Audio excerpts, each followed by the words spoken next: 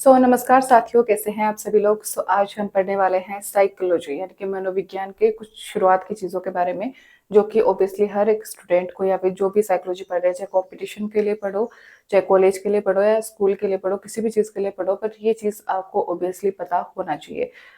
बात करते हैं कि मनोविज्ञान की शुरुआत कैसे हुई या फिर मनोविज्ञान किसे कहते हैं, क्यों कहते हैं, इसके बारे में। मनोविज्ञान जो है वो अंग्रेजी भाषा के साइकोलॉजी शब्द से मिलकर के बना है। अब जो साइकोलॉजी होती है, अब ये भी बात आएगा कि जिसे मनोविज्ञान है उसको इंग्लिश में साइकोलॉजी कहते हैं, तो साइकोलॉजी कहाँ से आया? ठीक है। साइकोलॉजी आया है ग्रीक व यूनानी भाषा से। ग्रीक और यूनानी भाषा में 2 शब्द होते हैं, एक होता है साइकी और एक होता है लोगस। ठीक है, इन दोनों को मिलाकर के साइकोलॉजी जो शब्द है वो बना है। इसमें से साइकी का मतलब होता है आत्मा और लोगस का मतलब होता है अध्ययन करना, विज्ञान या फिर शास्त्र। यानी कि इसे आप आत्मा का विज्ञान, आत्मा का अध्ययन या आत्मा का शास्त्र आप इसे कह सकते हैं।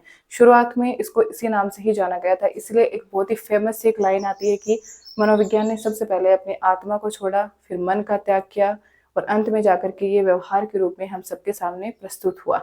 कई जगह पर ये भी होता है कि आपको ग्रीक व यूनानी शब्द नहीं देखने को मिलेगा, वहाँ पे लैटिन आ सकता है। लैटिन भी लिख सकते हो, ग्रीक भी लिख सकते हो और यूनानी भी लिख सकते हो।